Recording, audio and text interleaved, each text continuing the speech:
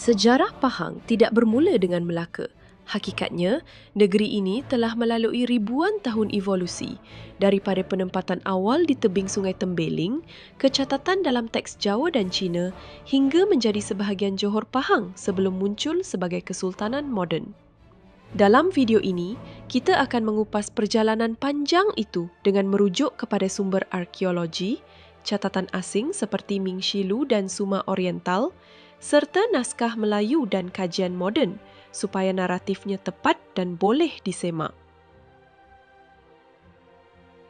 Ribuan tahun sebelum nama Pahang muncul, lembah Sungai Tembeling dan Sungai Pahang sudah menjadi pusat penempatan manusia.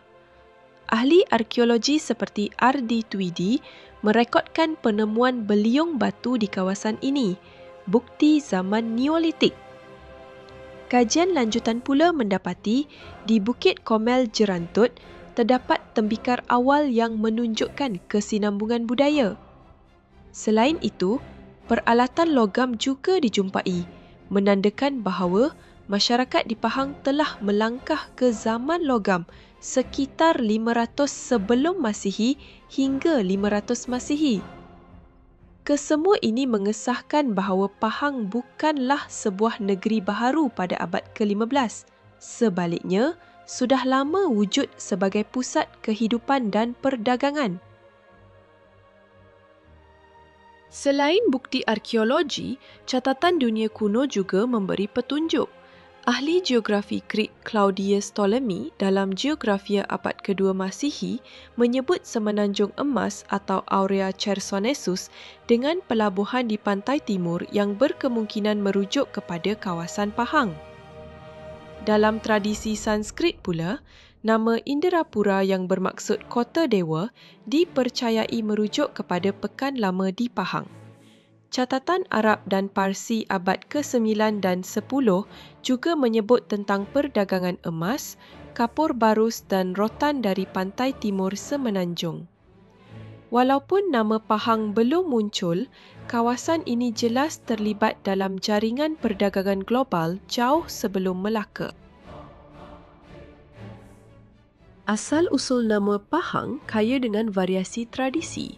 Dalam cerita orang asli, nama ini dikaitkan dengan pokok mahang yang banyak tumbuh di tepi sungai. Versi Sanskrit pula menyebut perkataan Pahangga yang merujuk kepada logam timah atau emas, sesuai dengan sumber alam negeri ini. Ada juga kisah rakyat yang menghubungkan nama Pahang dengan binatang besar seperti gajah atau harimau, simbol kekuatan. Dalam naskah klasik sejarah Melayu dan hikayat Hang Tuah, Pahang disebut sebagai negeri emas yang kaya, menjadi sahabat dan sekutu Melaka. Semua ini menunjukkan bahawa nama Pahang berakar kukuh dalam memori masyarakat Nusantara. Rekod bertulis yang jelas tentang Pahang muncul dalam Kakawin Jawa, Nagara Kritagama atau Desa Warnana yang ditulis oleh Empu Prapanca pada tahun 1365. Dalam senarai negeri di bawah orbit Majapahit, Pahang disebut secara langsung bersama negeri-negeri lain di semenanjung seperti Kelantan dan Terengganu. Ini adalah bukti pertama yang kukuh bahawa nama Pahang sudah dikenali dan diiktiraf dalam catatan bertulis abad ke-14 sebelum munculnya Melaka. Tidak lama selepas itu, catatan dinasti Ming turut merekodkan Pahang. Dalam Ming Shilu atau rekod harian dinasti Ming pada 29 Disember 1378 disebutkan bahawa utusan dari Raja Pahang membawa ufti ke istana Cina berupa emas, lada, kayu sepang, kemenyan, cendana dan kapur barus. Catatan lain pada 1407, 1411, 1412, 1414 dan 1416 menunjukkan hubungan diplomatik berterusan antara Pahang dan Cina. Malah, sumber nautika Cina juga menamakan Pengheng Gangko sebagai muara Sungai Pahang iaitu Pekan sebagai rujukan pelayaran. Catatan-catatan ini membuktikan bahawa Pahang diiktiraf sebagai sebuah kerajaan berdaulat yang penting dalam jaringan antarabangsa. Menjelang pertengahan abad ke-15, Melaka yang sedang berkembang turut menakluki Pahang.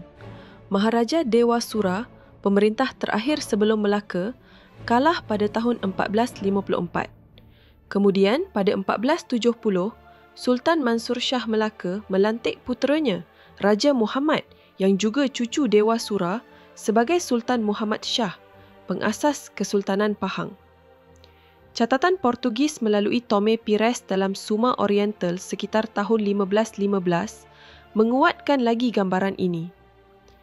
Pires menulis bahawa Pahang kaya dengan emas serbuk, alum dan belerang serta mempunyai hubungan dagang rapat dengan Melaka.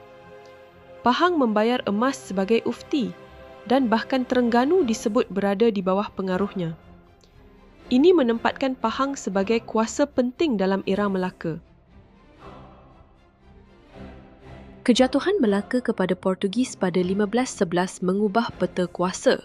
Pahang tetap kekal sebagai negeri strategik, menjadi lokasi persinggahan bangsawan Melaka dan terus terlibat dalam perdagangan serantau. Namun, abad ke-17 menyaksikan kebangkitan Aceh di bawah Sultan Iskandar Muda. Antara tahun 1617 dan 1618, Aceh menyerang Pahang dan serangan susulan berlaku pada 1635. Pahang menjadi gelanggang perebutan kuasa antara Portugis, Aceh dan Johor, menunjukkan betapa pentingnya negeri ini dalam geopolitik Selat Melaka. Selepas era kekacauan itu, muncul satu fasa yang sering disalahfahamkan dalam sejarah popular. Pada abad ke-17, gabungan politik yang wujud bukanlah Johor Riau Lingga tetapi Johor Pahang. Sultan Abdul Jalil Shah III atau Raja Bujang memerintah Johor dari tahun 1623 hingga 1677 dan turut dikenali sebagai Sultan Johor dan Pahang. Baginda kadang beroperasi dari Pahang, menandakan kedudukan negeri ini dalam teras kerajaan. Inilah tempoh di mana Johor bekerjasama dengan Belanda untuk menawan semula Melaka pada 1641. Istilah Johor Riau Lingga hanya muncul kemudian selepas Perjanjian Inggeris-Belanda 1824 apabila tanah besar jatuh di bawah British manakala Kepulauan Riau Lingga menjadi jajahan Belanda. Maka, untuk abad ke-17, istilah tepat yang disokong sumber ialah Johor Pahang. Pada tahun 1699, pembunuhan Sultan Mahmud II Johor di Kota Tinggi membuka jalan kepada Bendahara Abdul Jalil untuk naik tahta sebagai Sultan Abdul Jalil keempat. Dari sini, struktur kuasa Johor berpecah kepada Temenggung di Johor, Yam Tuan Muda di Riau dan Bendahara di Pahang. Sepanjang abad ke-18, Bendahara di Pahang semakin berautonomi. Akhirnya pada 1853, Bendahara Tun Ali mengisytiharkan Pahang sebagai negeri merdeka daripada Johor secara de facto. Selepas kematiannya, tercetus Perang Saudara Pahang antara Tun Mutahir dan adiknya Wan Ahmad dari 1857 hingga 1863. Wan Ahmad muncul sebagai pemenang dan pada tahun 1881 diangkat sebagai Sultan Ahmad Al-Muazzam Shah, pengasas Kesultanan Pahang moden. Ekonomi Pahang pada abad ke-18 dan 19 bertumpu pada emas di Hulu Jelai dan Tembeling, selain bijih timah. Satu simbol unik Pahang ialah mata wang timah yang dikenali sebagai tampang. Bentuknya seperti topi bertingkat, dikeluarkan dalam saiz besar, setengah dan suku. Tampang digunakan meluas dalam perdagangan tempatan sehingga akhir abad ke-19 dan kini menjadi bukti numismatik penting tentang sejarah ekonomi negeri. Pada 1888, British melantik residen untuk Pahang dengan Hugh Clifford antara tokoh awalnya. Kemudian, pada 1895, Pahang disatukan bersama Perak, Selangor dan Negeri Sembilan dalam Negeri-Negeri Melayu Bersekutu atau Federated Malay States. Penyertaan ini membawa pembangunan infrastruktur seperti landasan kereta api, lombong bijih dan estet getah. Namun, ia juga mencetuskan penentangan, antaranya pemberontakan Pahang 1891 hingga 1895 yang dipimpin oleh Datuk Bahaman yang menentang peluasan kuasa residen. Peristiwa ini kekal sebagai lambang perjuangan maruah orang tempatan. Semasa Perang Dunia Kedua, Pahang jatuh ke tangan Jepun antara 1941 hingga 1945.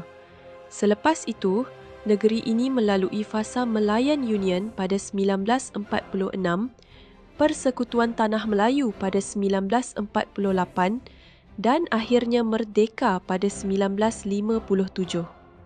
Pada 1963, Pahang menjadi sebahagian daripada Malaysia sebagai negeri berdaulat dalam persekutuan. Dari zaman prasejarah ke era moden, Pahang telah membuktikan dirinya sebagai negeri yang berakar dalam sejarah panjang dan berlapis. Inilah garis besar sejarah penuh Pahang.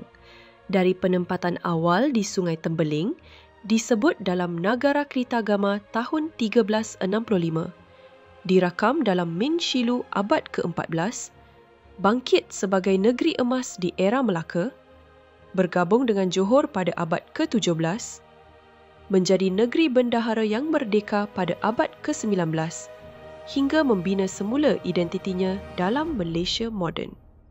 Sumber-sumber ini menunjukkan bahawa Pahang bukan sekadar wilayah kecil di bawah negeri lain, tetapi sebuah negeri dengan warisan panjang, kaya dan berdaulat yang telah diiktiraf sejak berabad-abad dahulu. Keluarga Rahsia Silam. Kongsi pandangan anda di ruangan komen dan cadangkan topik seterusnya. Kita akan terus kupas sejarah yang anda pilih.